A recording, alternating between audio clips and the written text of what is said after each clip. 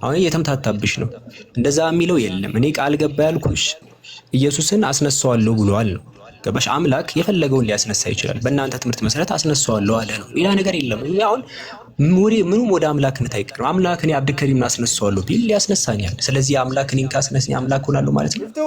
ምን ማይገናኝ ነገር። አብዱልከሪምን አምላክ አስነሳዋለሁ ብሎ ቃል ገብቷል። ስለዚህ ወደ አምላክነት እቀየራለሁ አምላክ ካስነሳ ምንም የማይመስል ነገር ማለት ነው። ስለዚህ እንደዚህ አይነት ንግግር እንትናት በይ። ስለዚህ ኢየሱስ በራሱ ወደ አምላክ የሚቀየረው አንድ ባህሪ ነገር ይሄ ነገሩ ምናምን በይና ነገር ስለዚህ በዛ ወይ ነው ማውራት ያለብን። መሲል እንትና ማን ነበር? ሐዋርያት ቀጥ ማይከፍተሻል ወረደች አለች ልጅቱ ወረደች ካለች ውዴ ይኸውልሽ መጽሐፍ ቅዱስን በደንብ አንብቢ ስታነቢ ጥሩ ካለች ማለት ነው። ኢየሱስ ክርስቶስ ጥምቀት ሲያደርግ እግዚአብሔር ምንድነው ያለው? የምወደው ልጄ ይህ ነውና ስሙት ነው ያለው። ስሙት አለ እንጂ አምልኩት አላለም። ልጅን ስሙት አለ እንጂ ልጅ ፈጣሪ ነው አላለም። ልጅ አለው እንጂ ወይም እንደኔ ፈጣሪ ነው አላለም። ኢየሱስን ፈጣሪ ነው ካላችሁ አብ ኢየሱስን እንደኔ ፈጣሪ ነው ነበር ማለት ያለበት። ኢየሱስን ምንድነው ያለው? ልጅን ስሙት አለ። ኢየሱስ ምን ብሎ ነው ያስተማረው? እግዚአብሔርን በፍጹም ልባችሁ ውደዱ፣ የእግዚአብሔርን ትእዛዝ ጠብቁ ነው ያለው። ኦኬ። ስለዚህ አንቺ ከኢየሱስ መማር ያለብሽ ምንድነው? እግዚአብሔርን በፍጹም ልብሽ መውደድና እግዚአብሔርን መታዘዝ። ኢየሱስ ከእግዚአብሔር ተልኮ የመጣ መልእክተኛ ነው ብለሽ እንትን ማለት ነው እንጂ ቄሶችና መነኩሴዎች የሚነግሩሽን ይዘሽ ኢየሱስ ፈጣሪ ነው አትበይ። መጀመሪያ መስማት ያለብሽ እግዚአብሔር ነው። ከዛ ቀጥለሽ ደግሞ ሐዋርያትን ነው። ሐዋርያት ኢየሱስን አምልኮት አላሉም። ሐዋርያት ኢየሱስ ፍጹም ሰው ነው፣ ፍጹም አምላክ ነው አላሉ። እዚህ ጋር ማወቅ ያለብሽ አሁን እንዴት ለእግዚአብሔር ምን ይሳለዋል የሚል ነገር አምጥተሻል። እኛ ለእግዚአብሔር ለአምላክ የሚሳነው ነገር አለ አላልንም። ኦኬ። አንቺ ያልሽውን ነገር በነብያትና በሐዋርያት ቢሰበክ ራሱ ፈጣሪ እግዚአብሔር ቢናገር ቀጥታ እንቀበላለን። ነገር ግን እኛ እያልን ያለነው እግዚአብሔርም አላለም፣ ሐዋርያትም አላሉም፣ ኢየሱስም አላለም፣ ነብያቱም አላሉም። ምክንያቱም ይህ አስተምሮ ከፈጣሪ ወደ ነብያት፣ ከነብያት ወደ ደቀ መዛሙር፣ ከደቀ መዛሙር ወደ ህዝብ ነው የመጣው። በቅደም ተከተል ኢየሱስ ፈጣሪ ነው፣ ፈጣሪ ለሰዎች ኃጢአት ሞተ የሚለው አስተምሮ ቀጥታ ከነብያት መገኘት አለበት። ከዛ በፊት ከፈጣሪ መገኘት አለበት። ምክንያቱም ፈጣሪ ፍላጎቱን ለነብያት ይናገራል፣ ነብያት ደግሞ ለተከታይ ደቀ መዛሙርቶቻቸው ይናገራሉ፣ ደቀ መዛሙርታቸውን ደግሞ ወደ ህዝብ ውስጥ እየላኩ ያስተምራሉ። የኛ ጥያቄ ከራሱ ከፈጣሪ መገኘት አለበት ሐሳቡ ማለት ነው። ከዛም ፈጣሪ ደግሞ ሐሳቡን ለነብይ መናገር አለበት ነው። ስለዚህ አንቺ ኢየሱስ ፈጣሪ ነው የሚለው ራሱ ኢየሱስ አልተናገረም። ራሱ እግዚአብሔር ኢየሱስን ፈጣሪ ነው አላለም። ራሱ ኢየሱስም እኔ ፈጣሪ ነኝ አላለም። ደቀ መዛሙርቱም ኢየሱስ እግዚአብሔር ነው አላሉ። ወንጌሉን አንብቢ። እኛ ጋር ከመጨቃጨቅ ሄደሽ ወንጌሉን ካስከፈ አንብቢ። አንድ ቄስና መነኩሴ የሚሰጥሽን አንድ አንቀጽ ይዘሽ አትሩጪ። እግዚአብሔር ምን አለ? ኢየሱስን ስሙት ልጄ ነው አለ እንጂ ኢየሱስ ፈጣሪ ነው አምልኩት አላለም። ስለዚህ ቄስና መነኩሴ አንሰማም፣ እግዚአብሔር እንሰማለን። እግዚአብሔር ምንድነው ያለው? ኢየሱስን ስሙት ነው ያለው። እንሰማለን እንጂ ኢየሱስን አናመልክም።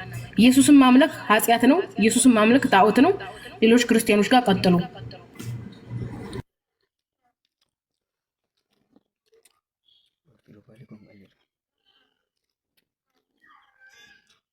አብ የነገረሽን ሰምተሻል? አንቺ ቁርአንሽን ከፍተሻል እንዴ ብታነቢው? ቄሶች ታያለሽ እንዴ? እኛ ከመጽሐፍ ቅዱስ ነው የምንረዳው። ዝም ብለ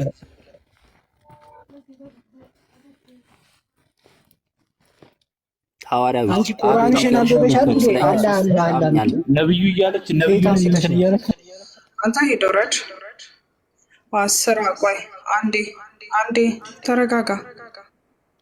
ተረጋጋ። ፈርስት ኦፍ ኦል ያለው የሙስሊም ቤት ነው እንጂ ክርስቲያን ቤት አይደለም። እሺ ገብታ አትንጫጫ። ጥያቄ ካለክ የተናገረችው ነገር ላይ እዚህ ቦታ ላይ ተሳስተሻል ብለህ ታርማታለክ እንጂ ዝም ብለህ ተራ መንደርተኛ ቤት ውስጥ የገባክ ይመስል እንደዚህ ነው ብለህ የምትመላለስ ቤት አይደለም። ይሻልህ ጥያቄ ካለህ የተናገረችው ነገር ላይ ጥያቄህን ትጠይቃለህ። አዘርዋይስ ግን ከሴት ጋር የምንመላለስበት ቤት ውስጥ አይደለም ያለው። የተናገረችው ነገር ላይ እዚህ ንግግር ላይ ትክክል አይደለሽም ትላታለህ።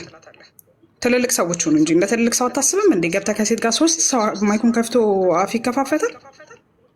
ነው ባይዘው መብታን እንደዛ ማለት ግን አሁን ለምሳሌ እሷ የተናገረችው እኛ እግዚአብሔር አብ የተነገረንን በሙሉ ስለ ኢየሱስ ክርስቶስ እናምናለን ካለች እግዚአብሔር አብ እሱ የምወደው ልጄ ነው ብሎ ተናግሯል። ይሄንን ትቀበላላችሁ እናንተ? እኮ በነገራችን ላይ እሱ የምወደው ልጄ ነው ይሄንን ስሙት ብላ ስትል ባይብሉ ላይ የተጠቀሰውን ነው እንጂ ጥቅስ ይዛ ያመጣችልክ ትቀበላለች አትቀበልም የሚለው ፖይንት ላይ አልደረስንም ገና። ባይብሉ ላይ የተጠቀሰውን ጥቅስ ነው እሷ ይዛ መታ ዮናስ ስላለች አንዴ አሁንም ቢሆን እኛ ኢየሱስ ክርስቶስ ዒሳ አለይሂ ሰላም የተከበረ የአላህ መልእክተኛ ነው። የዒሳ አለይሂ ሰላምን ንግግር እንሰማለን እንቀበላለን። አንድ አይደለም። ኦኬ ሶ እሱ ሌላ ፖይንት ነው። እሷ ትቀበያለሽ ወይ? አሁን እኛ ለምሳሌ ባይብል ላይ አንድን ጥቅስ አምጥተን ስንነግራችሁ እንቀበለዋለን እናምንበታለን እያለን አይደለም። እናንተን ለማስተማር ከምንጠቅሳቸው ጥቅሶች ውስጥ አንዱ ነው። ከዛ ውጭ የሆነ ጥቅስ አምጥተን ስንናገር ተረጋጋ፣ አትደረብ፣ እያወራ አትደረብ። እያወራሁኝ ጣልቃ ሰው ሲገባብኝ አልወድም። አትደረብ። እሷ ኧረ ተረጋጋ፣ እያወራሁ ነው እንዴ።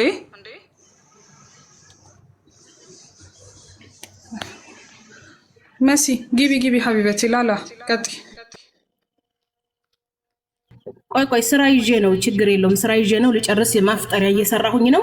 ወገናችን ኢየሱስን ስሙት ብሏል እግዚአብሔር ብዬን የመረጃ አቅርቤ ያለሁኝ። አንተም ደግሞ ኢየሱስን አምልኩት ተብሎ ከእግዚአብሔር የመጣውን ትእዛዝ ከወንጌል አሳይተህ ብትከራከር ይሻላል። ማለት አንተ ይሄ የጨበጣ ወሬ ሆነ። እኔ አሁን እግዚአብሔር የምወደው ልጅ ይሄ ነውና ስሙት ለሚለውን አምጥቻለሁ። እኛ ክርስቶስን እሰማዋለሁ እንጂ አላመልከውም ስል በመረጃ ነው። አንተ ደግሞ ክርስቶስን አመልከዋለሁ ካልክ እግዚአብሔር ክርስቶስን አምልኩት ያለበትን ትእዛዝ በማሳየት ብታወራ አሪፍ ነው። ያስሚን ቀጥኝ፣ የማፍጠሪያ እየሰራሁ ነው። መልካም እሺ፣ እንደዛ ከሆነ ኢየሱስ ክርስቶስ እሺ፣ አውሪ አምልኩኝ ያለበት ጥቅስ አለ። አቡኪ አብዱልከሪም አለክ ምናልባት ሽንስና እንትን ቀጥ ያለሽ ዮሐንስ ነው ምናምን ነገር ቶሎ በላ አፍጠን አድርጊያት። ጣልቃ ገባሁብክ መሰለኝ። ሲንጫጩ ነው ማይኬል ያነሳሁት። አይ ዮሐንስ ይሰማል? ዮሐንስ በቃ አሁን የጠቀስከው ምን ልጄ ምናምን የሚለውን ፓርት ነው ያነሳው አይደል? ቶሎ እኔ ልወጣ ስለሆነ እንትን ያው እነሱ አቀብላቸዋል። እንትን ልጄ ምናምን የሚለው ፓርት እንትን ልጅ ማለት እኮ በክርስትና አዲስ ነገር አይደለም። ያው በቃል ደረጃ እንጂ በትርጉም ደረጃ መጽሐፍ ቅዱስ ልጅ ሲል የመረጥኩት ልጅ የመረጥኩት ብሎ ነው የሚናገረው። ለምሳሌ ማሉቃስ ወንጌል ምዕራፍ 9 ቁጥር 35 ላይ ከዳመናውም የመረጥኩት ልጅ ይህ ነው አለ። ምርጫ ነው ሲጀመር። ልጅ ብሎ የሚጠቀመው ቃል መጽሐፍ ቅዱስ ላይ አማኞችን ወይም ደግሞ ትክክለኛው መንገድ ላይ ያለ ወይም በመንፈስ የሚመራን አካል ልጅ ተብሎ ይጠራል። መልካም ማስረጃ ልጅ የሚለው ቃል ከክርስቶስ ውጪ እግዚአብሔር አብ ልጄ ብሎ የጠራውን አንድ ሰው አሳይ። እኔ ከኢየሱስ ውጭ ሌላ ልጅ የተባለ የለም። በተናጠል ደረጃ ከኢየሱስ ክርስቶስ ውጭ ልጅ የተባለ አሳይ። እንደ መልእክት ይሄ የመረጥኩት እያለ ነው። ምርጫ ነው እየተቀመጠ ያለው። እና አባ ሰው ምርጫ ከማን እንደ ከህዝቦች መካከል ራሱ እኮ ነው መረጥኩት ያለው አይደል? እስቲ ያሳይ። እሱ ክፍሉን አውጣውና ከህዝቦች መረጥኩት ይላል። እንዴት ሊመርጠው ይችላል? እንዴት ሊመርጠው ይችላል? እሱ በአምሳል እሱ አንዴ እናንተ አእምሮ ላይ በቃ ህልማችሁን ተወጥቃ እንዴ። አሁን መጽሐፉ ላይ ሲመጣ ህልማችሁ ከተጋጨ አትናደዱ እሺ። እኔ መጽሐፉ ላይ ነው ያለሁት፣ እናንተ ህልማችሁ ላይ ነው ያለሁት። እሱ ተምታቶባችሁ ነው። ኢየሱስ የአምላክ ልጅ ሲባል የሆነ ዘላለም ልጅ መርጦት ነው የመረጥኩት። ይኸውልህ ያንተን ኦፒኒየን ተወውና መጽሐፉ ላይ ከህዝቦች መካከል መርጦት ነው የሚለውን አሳይ። እሺ የመረጥኩት ያለበትን ላሳይ። ትቀበላለህ? መረጥኩት ሳይሆን እና የመረጥኩት ማለት ነው ታዲያ እኮ ይኸውልህ ከማን መካከል መረጠው ስለ እኮ የመረጥኩት አለ እኮ ምርጫ እኮ ነው መምረጥ ማለት አንዴ ዋና ምርጫ መረጥኩት አላ። ምርጫ ማለት እኮ ከፍጥረታትም መሆን ይችላል። ቆይ አንዴ ይቅርታ፣ አንዴ ተረጋጋ ዮሐንስ። ይኸውላችሁ በጣም ደርቃችሁ እያወራችሁ ነው። አንዴ እባክህ አበዛው። አንተ ደግሞ አንዴ ተረጋጋ። ማስረጃ አላቀርብ ግን መረጠ ማለት ምርጫ ማለት በራሱ ብዙ ኦልተርኔቲቭ ኖሮ አንዱን ፒክ ማድረግ ነው። መጀመሪያ መዝገበ ቃላት መስማማት አለብን ከዚህ መጀመሪያ ላይ ማለት ነው። ከፍጥረታቱ ላይ የተለየ እኮ ነው ኢየሱስ እኮ ከፍጥረታቱ ላይ። ቆይ ማስረጃውን ላቀርብ ነው መጀመሪያ። ቆይ ተረጋጉ። እኔ አብዱልከሪም መረጠ ከተባለ ምርጫ ውሳኔ ወሰንኩኝ ነው። ይሄ ይሻለኛል ብዬ መወሰንን የሚያሳየው ምርጫ ማለት በራሱ ይሄ ነው። ስለዚህ መጀመሪያ ይሄ ቃል ላይ እንስማማ። በጣም ካልሆነ ድርቀት ነው የሚሆነው። መጀመሪያ ቃሉ ላይ አንድ አካል አብዱልከሪም የከሌን መረጠ ከተባለ ምርጫዎች አሉ።